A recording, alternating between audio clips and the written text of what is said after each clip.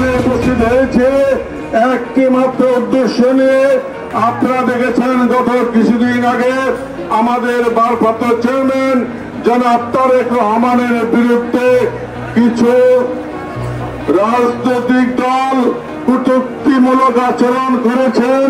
সে আচরণের প্রতিবাদে আজকে আমরা এই মনোরগঞ্জ উপজেলা বিএনপি কর্তৃক আয়োজিত এর প্রতিবাদ এবং বিক্ষোভ মিছিল আয়োজন করেছি।